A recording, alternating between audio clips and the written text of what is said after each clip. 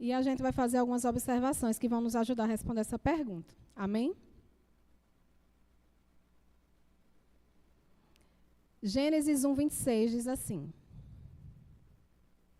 Também disse Deus: façamos o homem à nossa imagem, conforme a nossa semelhança. Tenha ele domínio, diga comigo, domínio, sobre os peixes do mar, sobre as aves dos céus, sobre os animais domésticos, sobre toda a terra. Diga toda a terra. E sobre todos os répteis que rastejam pela terra. Então, nós vemos aqui o quê? Um ponto que nós precisamos destacar. Que no ambiente perfeito que Deus idealizou para o homem, né? Então, Deus criou toda a criação, Deus providenciou todas as coisas, criou um ambiente perfeito, criou um lugar perfeito, onde não havia falta alguma, onde tudo era perfeito. E como coroa da criação, ele criou o homem. E aí ele pegou esse homem e colocou naquele ambiente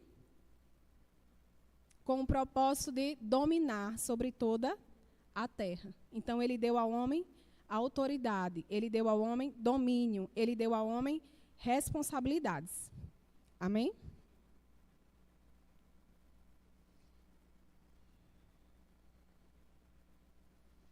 E olha como Deus é perfeito. Além de preparar todo o ambiente, né? Adão começou a cultivar o jardim, deu nome aos animais, começou a trabalhar na terra. E aí Deus viu uma necessidade que Adão tinha. Qual era essa necessidade? Eva. Então Deus percebeu essa necessidade antes que Adão pudesse chegar para ele e pedir. Deus providenciou. E lá em Gênesis 2,18 diz assim: Não é bom que o homem esteja só. Far-lhe-ei uma auxiliadora que lhe seja idônea. E aí, em Gênesis 2,23, a gente tem a reação de Adão quando ele recebe Eva. O que é que ele diz?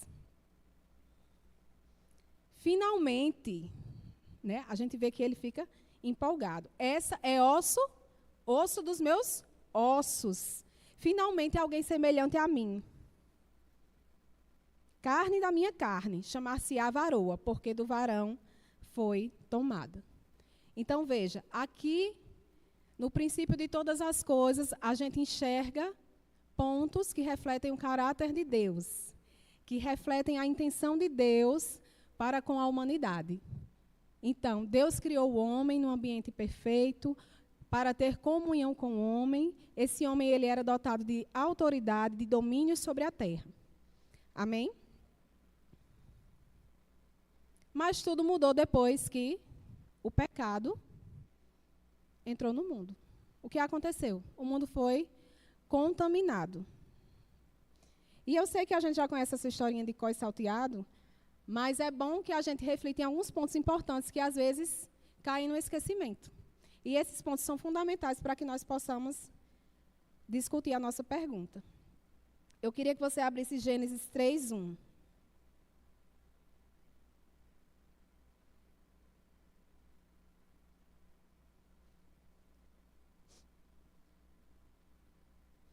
Mas a serpente, a mais sagaz que todos os animais selváticos que o Senhor Deus tinha feito, disse à mulher: É assim que Deus disse: Não comereis de toda a árvore do jardim?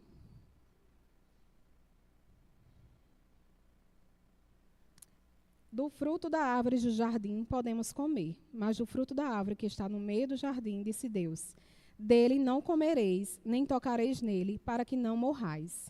Veja, a serpente recebe um atributo aqui, que é o quê? Sagacidade. Então, ela foi arrodeando Eva, sabendo onde ela queria conduzir, onde seria o ponto perfeito, gerando questionamentos a respeito de quem? No primeiro momento, quando ela diz: Não é assim que Deus disse? Não comereis de toda a árvore do jardim. O que ela estava fazendo aqui? Ela estava tentando deturpar a palavra de Deus. Ponto 1. E é essa mesma estratégia que Satanás usa até os dias de hoje. E Eva vai e responde. Segundo erro. Eva começa a raciocinar a respeito da pergunta que tinha surgido no seu coração, que era uma pergunta que questionava aquilo que Deus tinha dito. Então, não houve esse discernimento de perceber aonde aquela conversa iria dar. Então, aos poucos, Eva vai sendo enredada por aquele diálogo. E daqui a pouco ela está conversando com a serpente, raciocinando junto com a serpente. Então, primeiro, a serpente lança a dúvida. Foi isso mesmo que Deus disse? Tentando mudar o diálogo, a ordem que Deus tinha dado ao homem. Então, Eva começa a explicar. Não, ele disse que nós podemos comer de todas. Apenas dessa é que não podemos. Para que não morramos. E aí a serpente dá mais um golpe. O que é que ela diz? É certo que você não vai morrer. Aqui ela faz um ataque à integridade de Deus. Ela está dizendo que Deus é mentiroso. Porque se Deus disse, não coma deste fruto. Veja, eles tinham todo o jardim. A palavra diz que o jardim era repleto de todo tipo de árvores, com todo tipo de frutos. Apenas uma árvore não podia ser tocada, não podia ser provada. E aí a serpente, trabalhando na mente de Eva, ataca novamente a integridade de Deus. Deus é mentiroso. Ele sabe que vocês não vão morrer. Ele está dizendo isso porque ele não quer que você seja igual a ele. Então, isso desperta em Eva uma curiosidade. Então, ela passa, talvez involuntariamente, a questionar coisas a respeito de Deus. Veja, eles já tinham tempo de comunhão com Deus, eles estavam com Deus todos os dias. Mas aquela voz estranha que chegou para ela deu ouvidos. Ela preferiu acreditar no que a serpente falava, uma cobra falante, do que num próprio Deus. Percebe como isso é sério? E às vezes nós estamos assim. Nós estamos na igreja, nós estamos recebendo uma boa palavra, nós temos comunhão com Deus, mas nós precisamos ter discernimento para discernir as ciladas de Satanás. Amém? E aí Eva comeu o fruto e abriram-se os olhos de ambos. Deu Adão. E aí começa todo o nosso problema. O relacionamento do homem com Deus, ele foi manchado, ele foi maculado, ele foi deturpado.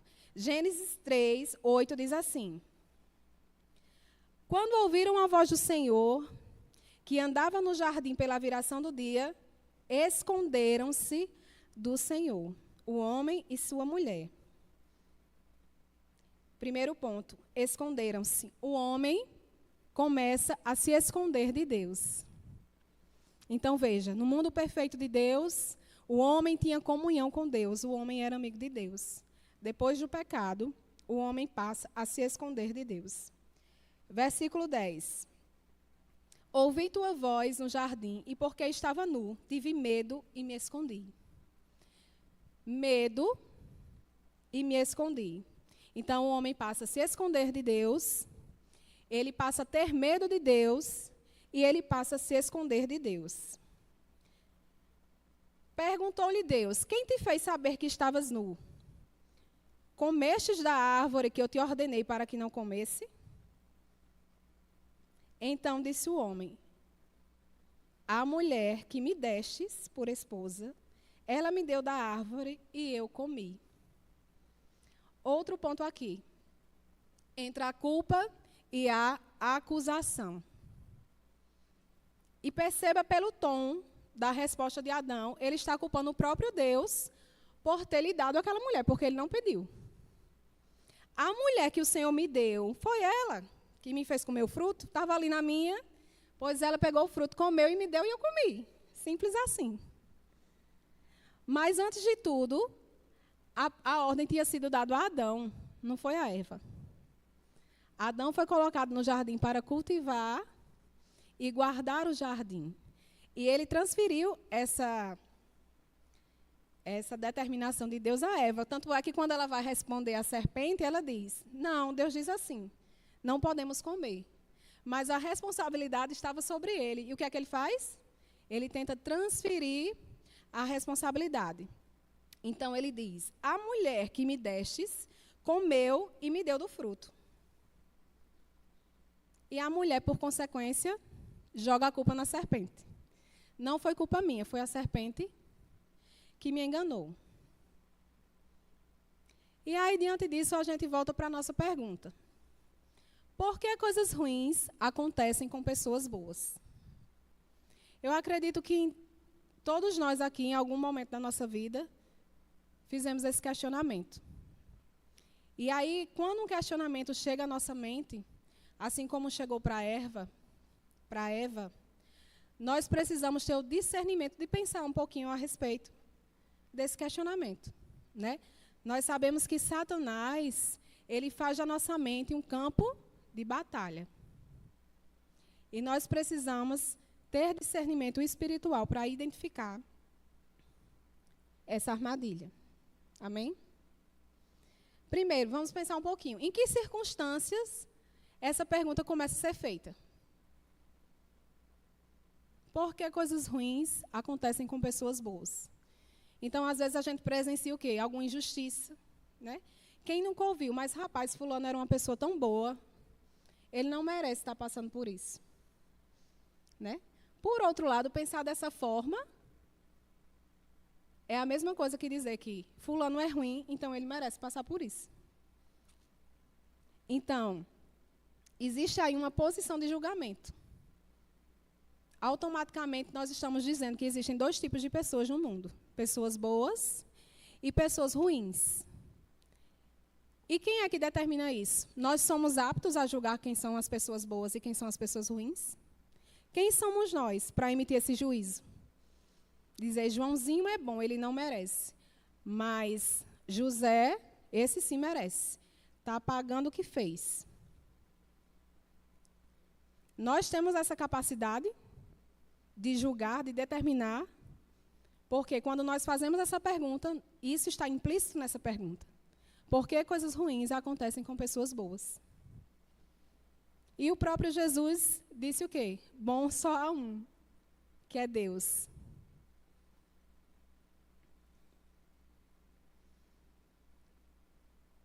E não é verdade se a gente parar para pensar que essa pergunta já tem uma resposta pré-determinada. Quando eu falo, por que coisas ruins acontecem com pessoas boas? Você sabe dizer, a gente está procurando o quê? Um culpado.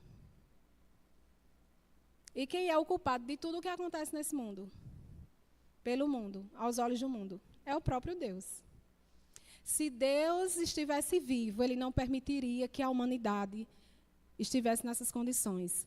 Se Deus estivesse vivo, Ele não permitiria que tantas pessoas passassem fome. Se Deus estivesse vivo, então esses são questionamentos que são colocados.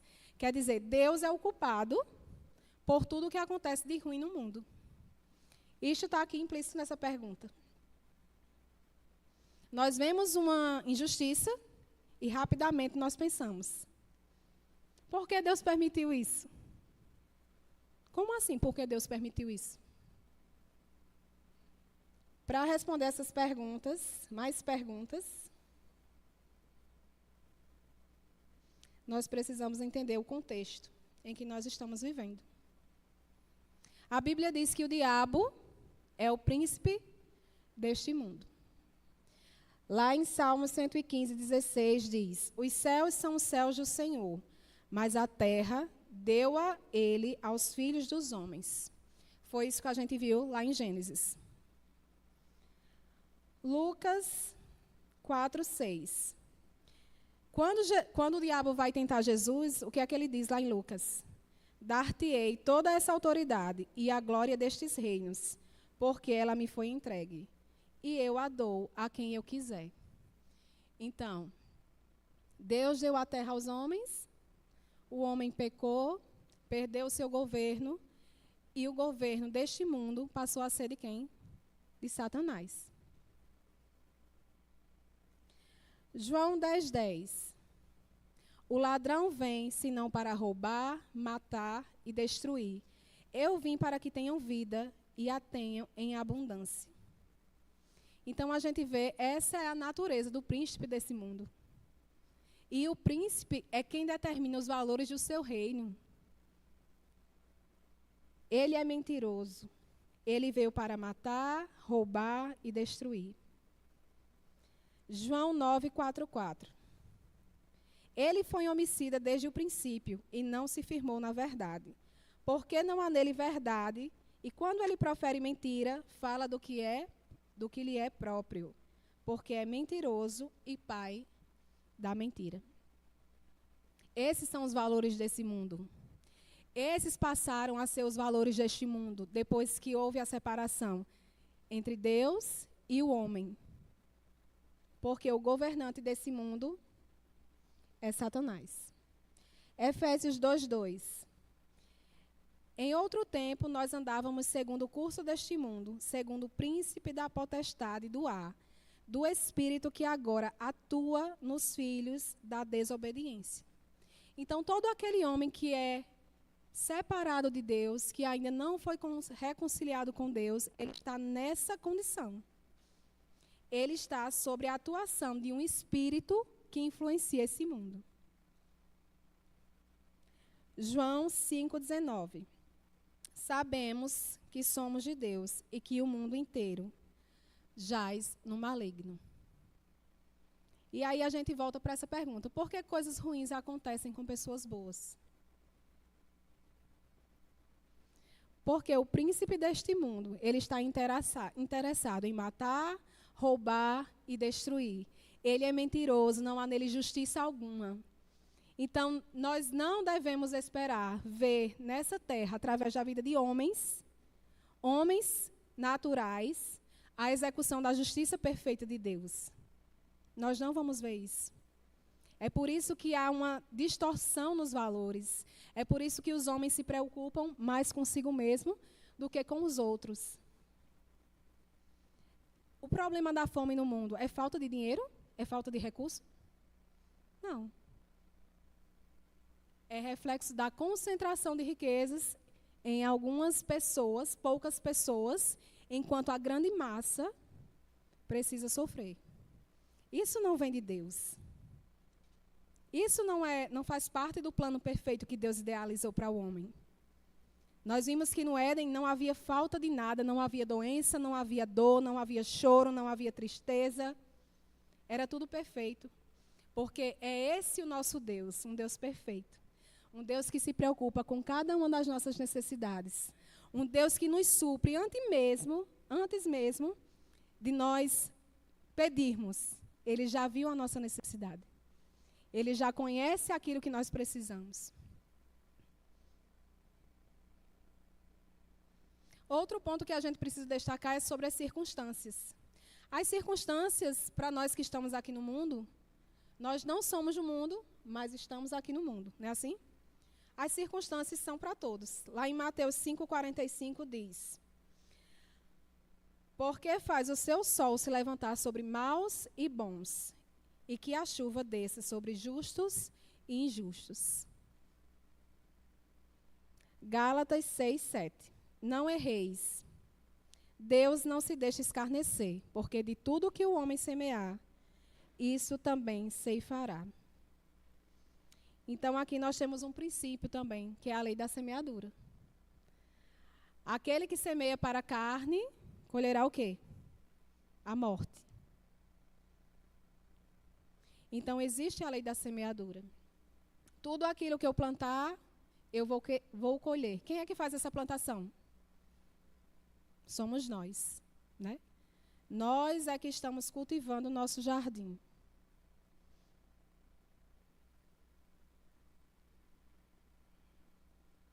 Tiago 1:17 diz assim. Outro ponto que nós precisamos analisar. Então, nós já vimos que o diabo é o príncipe desse mundo, que as circunstâncias vêm sobre todos, né? Tanto a bondade de Deus, o cuidado de Deus, a chuva, o sol, não brilha só para os seus, brilha para todos. A chuva não vem só para os seus, vem para todos. E aqui a gente pode ver a misericórdia de Deus estendida sobre toda a humanidade. Ponto 3. Nós podemos confiar em Deus. Então, quando um questionamento desse vem à nossa mente, nós precisamos fazer algumas ponderações, né? Analisar o contexto em que essa pergunta surge. Naturalmente, quando nós vemos uma injustiça, algo se levanta dentro de nós. Quem é que vai resolver isso? Alguém precisa fazer alguma coisa. E quando nós não temos esse discernimento, a primeira responsabilidade, a primeira coisa que vem à nossa mente é jogar para Deus. Deus precisa resolver isso. É igual aqui na igreja. Senhor, eu oro para que o Senhor abençoe fulano com um colchão que ele está precisando. Né? Aí Deus vai e diz, faça você. Você viu a necessidade? Faça você. Por que Deus tem que resolver tudo? Quando nós somos seus representantes aqui, se a responsabilidade está em nós, se há algo que nós podemos fazer, cumpre a nós fazermos. Não é Deus que tem que resolver, não é Deus que tem que fazer. Porque o seu sacrifício foi perfeito, foi consumado, foi concluído. E agora, o que nós estamos fazendo?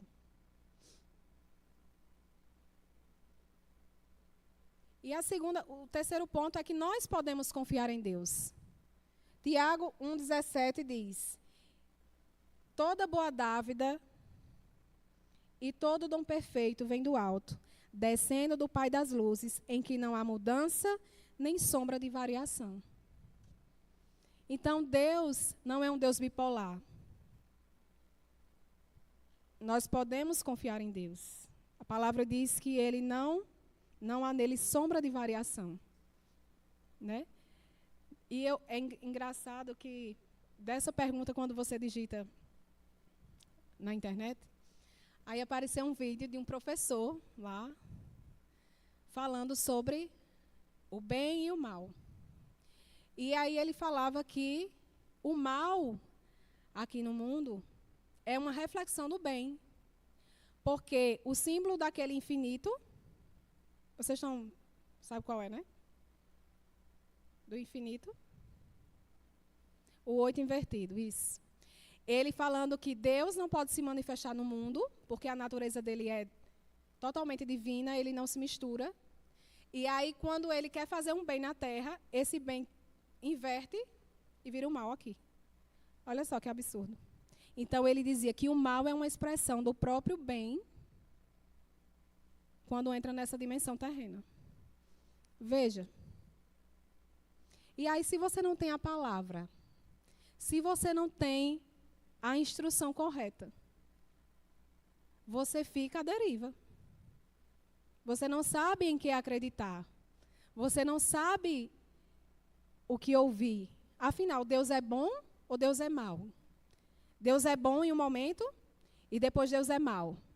Então, isso gera uma confusão na cabeça das pessoas e o objetivo do diabo é esse.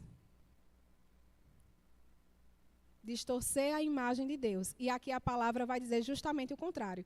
Não há nele mudança, não há nele sombra de variação. Deus é bom. Tudo que é bom parte do Pai. Toda boa dádiva, todo dom perfeito, não vem de outro lugar. Vem do Pai. Toda manifestação de justiça que nós vemos aqui na terra vem do Pai. Todo ato de bondade reflete o Pai. Enquanto o contrário reflete o príncipe deste mundo. Salmo 103, 8. Deus é compassivo e misericordioso, tardio em irar-se e grande em benignidade. Tardio em irar-se e grande em benignidade. Não repreenderá perpetuamente, nem para sempre conservará a sua ira. Não nos trata segundo os nossos pecados, nem nos retribui segundo as nossas iniquidades. Então, esse é o nosso Deus.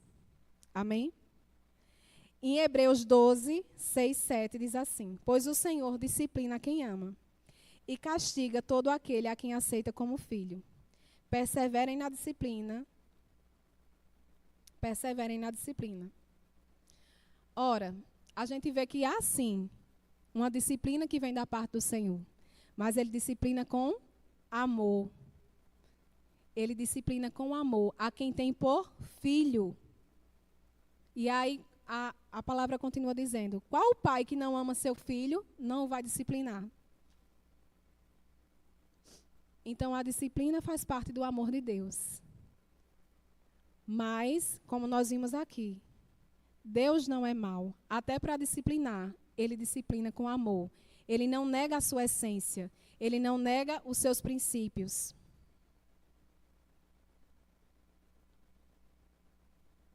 Então, diante de tudo isso, nós precisamos entender o quê? Por que coisas ruins acontecem com pessoas boas? O mundo não está em aliança com Deus. O mundo jaz no maligno. O mundo tem como governante Satanás. E o que é que seu governante promove nesse mundo? Toda sorte de males. Fome, miséria, dores, injustiças. É nisso que ele se alegra, é para isso que ele trabalha.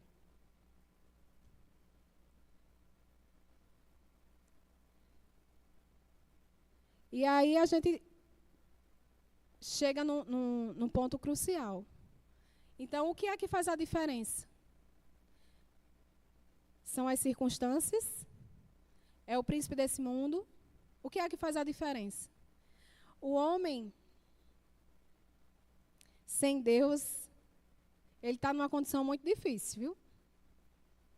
Então, você que está aí me ouvindo, aqui pelo que eu estou vendo, todo mundo é crente. Você que está me ouvindo, que ainda não entregou sua vida a Jesus, que ainda não fez dele o Senhor da sua vida, não perca tempo. Veja só o que Efésios diz. Efésios 2, 1. Efésios 2, depois você dá uma lida em casa, ele vai nos dar um retrato do que é o homem sem Deus aqui nesse mundo. E ele começa assim: nós andávamos mortos em nossos delitos e pecados. Então, o homem que não tem a Deus, ele é morto. Ele pode estar andando aqui nesse mundo, ele pode ser bem-sucedido, ele pode fazer grandes coisas, mas ele é um homem morto. Ele é um homem morto, ele não tem aliança com Deus, ele não tem a vida dele, a vida de Deus nele. Efésios 2, versículo 3. Éramos, por natureza, filhos da ira. Então, o homem sem Deus neste mundo, ele é morto, ele é filho da ira. Efésios 2:12. Naquele tempo estavam sem Cristo, separados da comunidade de Israel, estranhos à aliança da promessa, não tendo esperança e sem Deus no mundo. Esse é o retrato do homem sem Deus. Ele é um homem sem esperança, ele é um homem separado, ele é um homem que não tem aliança. E eu não sei se você já prestou atenção, mas na boca de todo mundo, agora todo mundo fala em Deus, né? Todo mundo fala em Deus, na hora que o negócio aperta, todo mundo clama a Deus, todo mundo...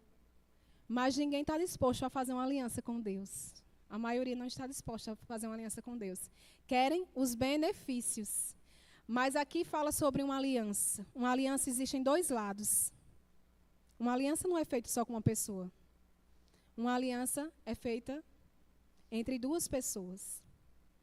E essa aliança exige compromissos de ambas as partes. Nós sabemos que Deus já fez a sua parte. E Ele está aguardando a humanidade para um aperto de mão, para selar esse compromisso com Ele. Porque Deus não tem compromisso com quem não tem compromisso com Ele. Não adianta. Deus não tem compromisso com quem não tem compromisso com Ele. O homem sem Deus está separado, está fora da aliança, está sem esperança e sem Deus no mundo. 1 Timóteo 2,4 diz: Deus deseja que todos os homens sejam salvos. Veja, o desejo de Deus, do coração de Deus, é que todos os homens sejam salvos. Foi para isso que Ele pagou o preço. Foi para isso que Ele enviou o seu Filho. Para que a humanidade fosse salva por Ele. Então, naturalmente, todos nós já estávamos condenados. A humanidade já estava condenada no pecado. Mas, através de Cristo Jesus, nós passamos do reino das trevas para o reino do Filho do seu amor. E agora nós estamos dentro de uma embaixada, podemos dizer assim, dentro desse mundo, uma embaixada espiritual. O que é uma embaixada? É um governo dentro de outro governo. Nós somos cidadãos dos céus. E é desejo de Deus que todos os homens sejam salvos. É por isso que a palavra é pregada, é por isso que a palavra é ministrada, é por isso que Jesus veio, é por isso que milagres estão sendo operados, para alcançar pessoas, para que de fato essas pessoas despertem para a necessidade de Deus. É como a Arca de Noé. Jesus é a Arca de Noé dos nossos tempos. A arca está sendo construída. Noé passou 120 anos construindo a arca. Numa geração perversa, numa geração má. Gente, não foi 1 ano, não foi 2, não foi 3, foram 120 anos. Dando testemunho, seguindo a instrução. E talvez você pare e pense, não vale a pena. Não vale a pena fazer a diferença lá no meu trabalho, porque eu sou um só, eles são muitos. Não vale a pena, Deus não vê, Deus vê. Deus enxergou Noé em meio a uma geração inteira. Noé encontrou favor diante de Deus, porque ele era íntegro. Ele era íntegro e tinha um coração reto. Ninguém precisava ver isso. Mas Deus viu. Ele não fazia isso para aparecer, para mostrar a santidade. Ele fazia isso porque ele tinha um compromisso. Deus enxergou em Noé um homem reto. Deus vê o que eu e vocês e nós fazemos. O nosso compromisso, em primeiro lugar, precisa estar com Deus, fortalecido em Deus. Nós precisamos saber quem nós somos em Deus. Quem Deus é para nós. E o resto é consequência disso. Então, a diferença nesse mundo, a pergunta deveria ser, não porque coisas ruins acontecem com pessoas boas, mas onde nós temos colocado a nossa segurança, a nossa confiança. E aí tem uma diferença muito grande entre o homem em Deus e o homem sem Deus.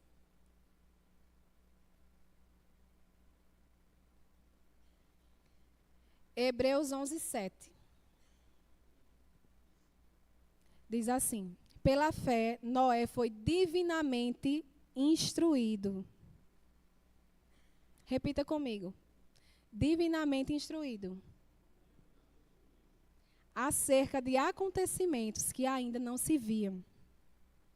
E sendo temente a Deus, aparelhou uma arca para a salvação de sua casa, pela qual condenou o mundo e se tornou herdeiro da justiça, que vem da fé.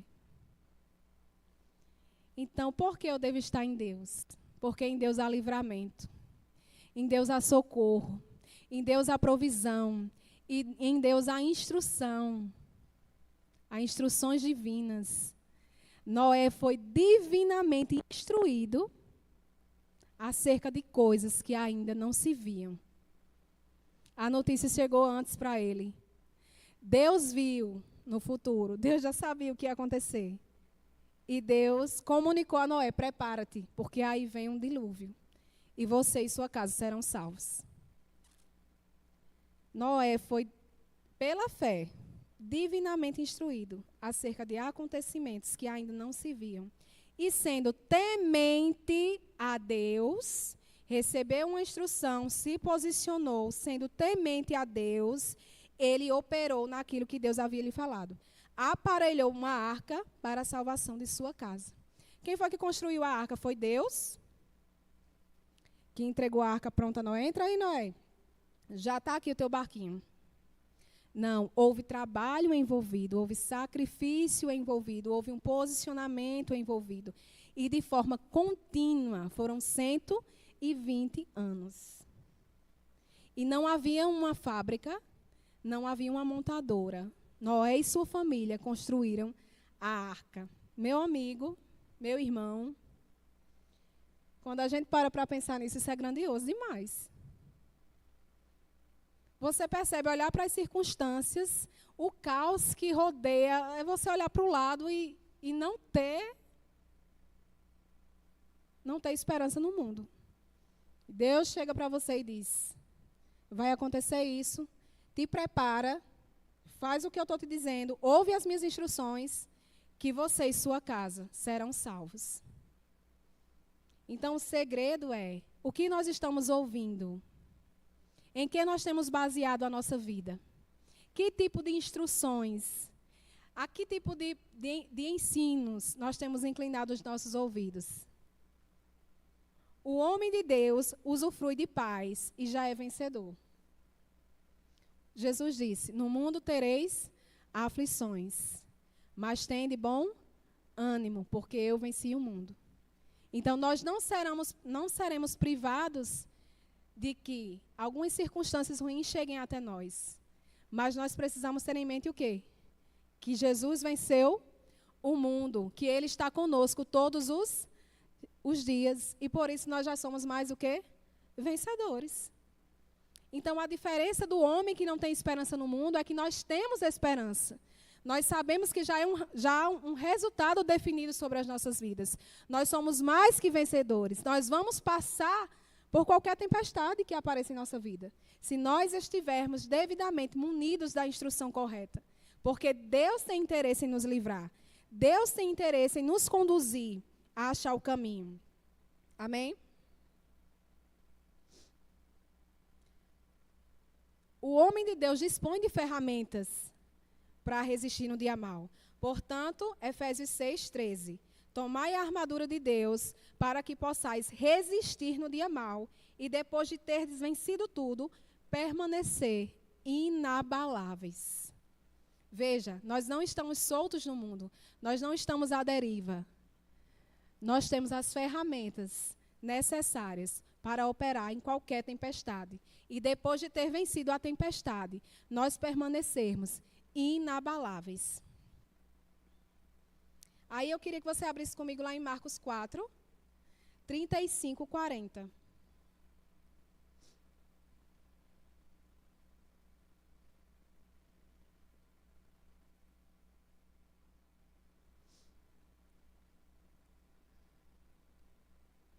Eu vou parafrasear porque a gente está com um pouco de tempo.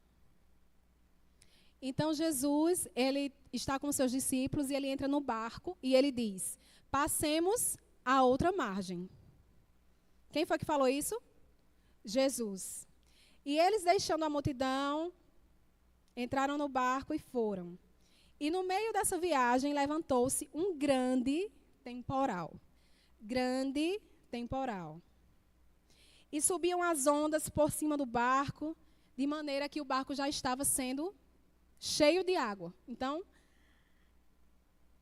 e nesse momento Jesus estava onde? Dormindo. Aí você para pensar. Você consegue imaginar alguém dormir dentro de um barco que ele está quase virando de cabeça para baixo? Então, os discípulos vendo aquilo, aquela circunstância que se levantou, eles disseram, corre, chama o mestre.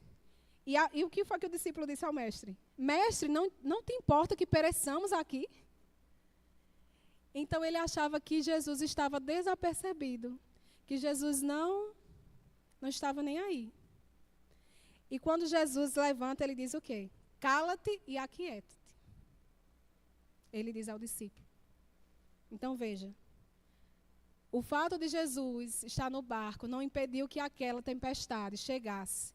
E ela chegou com violência. Era uma grande tempestade que estava quase a ponto de derrubar o barco. Mas Jesus estava no barco e ele dormia. Por que ele dormia? Porque ele disse, passemos à outra margem. Ele chegaria até lá. Eles chegariam até lá.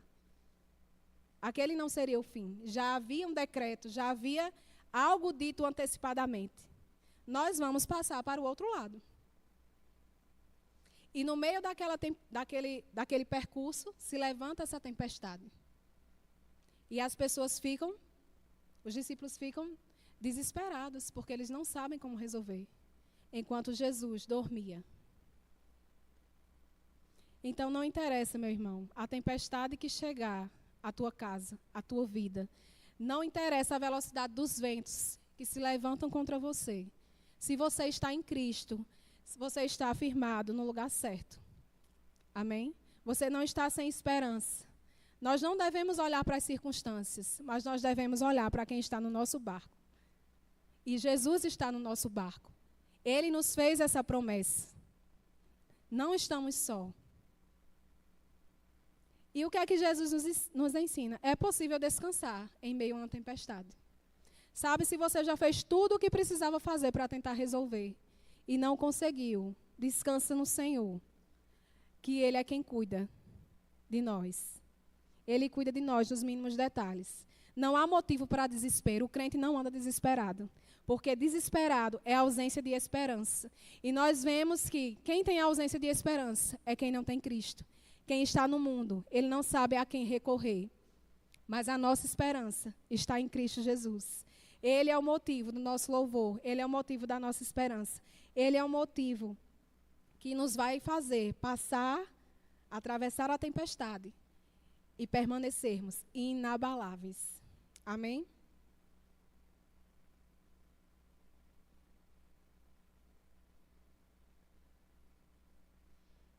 E aí eu queria finalizar com essa leitura aqui de Mateus 7, 24 a 27.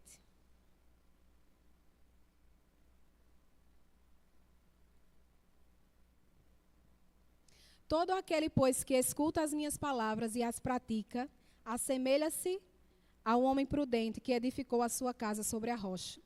E desceu a chuva, e correram os rios, e sopraram os ventos, e combateram aquela casa, e ela não caiu, porque estava edificada sobre a rocha. E aquele que ouve as minhas palavras e as não pratica, compará-lo-ei ao homem insensato, que edificou a sua casa sobre a areia. E desceu a chuva, e correram rios, e sopraram ventos, e combateram aquela casa. E ela caiu, e foi grande a sua queda. Então, em que terreno nós temos construído a nossa casa?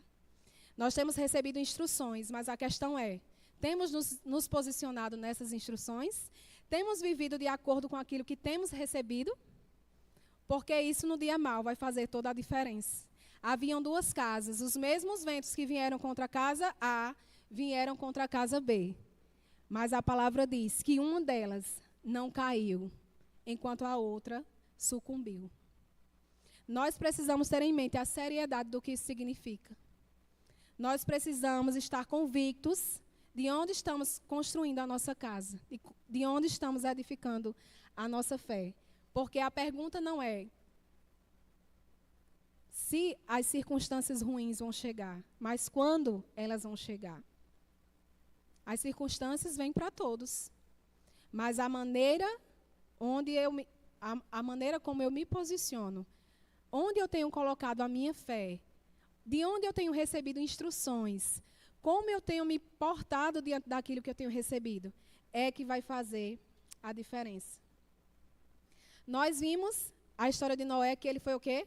Divinamente instruído. E Gênesis 6, 22 diz que Noé fez conforme tudo o que Deus lhe mandou fazer. Existem duas partes. Existe a parte de Deus, da instrução, e existe a nossa parte, de nos colocarmos embaixo dessa instrução e fazer tudo conforme Deus nos manda fazer. O que é a instrução? É a transmissão de um conhecimento, de uma formação determinada, na formação de determinada habilidade, ensino e treinamento. Você não precisa ter todas as respostas. Se você sabia que o Espírito Santo ele te capacita a resolver, as instruções de Deus vão te mostrar como sair dessa situação. E agora eu quero falar com você que está em casa. Não importa o tipo de tempestade que você tem enfrentado na sua vida. Deus deseja instruí-lo. O desejo de Deus é nos instruir, é mostrar a saída. Mas para isso nós precisamos estar atentos ao que Ele vai falar. Um homem sem Deus, ele não pode ouvir as instruções de Deus. Ele não está sensível a ouvir as instruções de Deus. Deus te chama para perto. Deus quer te colocar nesse lugar de proteção, nesse lugar de segurança, nesse lugar de socorro, de provisão, onde a mão dele te alcança, onde a mão dele te dirige. Eu não sei você, mas eu não percebo vantagem em nós definirmos o nosso próprio caminho. A Bíblia diz que há caminhos que ao homem parecem ser direito, mas são caminhos de morte. Quando eu decido andar pelos meus próprios passos, quando eu decido andar conforme a minha própria vontade, eu estou tirando Deus do circuito. Eu estou dizendo, eu vou fazer o meu caminho. Só que a nossa visão é muito limitada. A nossa visão é muito curta. E Deus antecipa coisas a nós. Isso é segurança para as nossas vidas. Então, há diferentes tipos de tempestades. Há tempestades que são provocadas pelas circunstâncias, como nós vimos aqui no exemplo. Tudo estava bem e se levantou uma circunstância. Há tempestades que são provocadas por alguma pessoa que está no seu barco. E aquilo acaba lhe afetando. Jonas. Enquanto Jonas fugia em desobediência, ele entrou no barco. E enquanto ele não foi jogado ao mar, aquela tempestade não se acalmou. Então, algumas pessoas podem causar tempestades em nossas vidas. Mas nós precisamos lembrar que nós podemos ser essa resposta para a vida dessa pessoa. Nós podemos ser o socorro para a vida dessa pessoa. Não precisa jogar ela no mar, não. Viu? Como Jonas. E muitas tempestades acontecem na nossa vida por conta de desobediência. Assim como foi com Jonas também. Jonas desobedeceu, se recusou a seguir a instrução do Senhor. E o que foi que aconteceu? Então, nós precisamos estar atentos a como nós temos andado, ao que nós temos semeado. Quando nós escolhemos um caminho, cometemos um erro, tomamos uma má decisão, nem sempre isso é feito de forma deliberada. Se nós temos um entendimento e fazemos essa escolha de forma deliberada, nós podemos estar certos de que as consequências virão. Né? Deus é misericordioso. Se nós nos arrependermos e confessarmos, Ele intervém. Mas nem sempre as circunstâncias serão poupadas. Não é assim? Então, por isso nós precisamos ter discernimento. E às vezes nós damos um passo errado, que naquele momento não parecia tão errado, como Eva.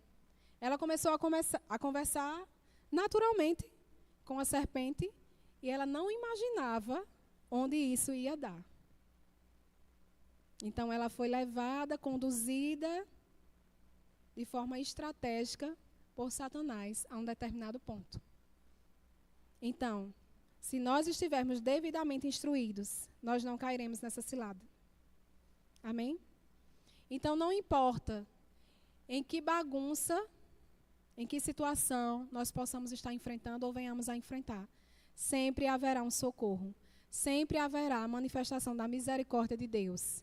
Aquele que confessa o seu pecado, arrepende-se e deixa, ele alcança misericórdia. Esse é o nosso Deus. E é isso que nós precisamos ter em mente. Deus é um Deus bom, um Deus misericordioso. E nós precisamos nos refugiar na embaixada, onde nós temos um reino dentro de um governo. E as leis que valem para nós são as leis do reino de Deus, onde há justiça, paz e alegria. Eu não sei você, mas eu prefiro estar nesse lugar seguro.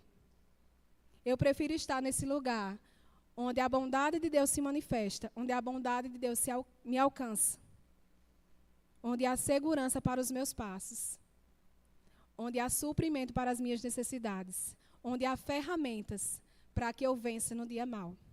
Amém?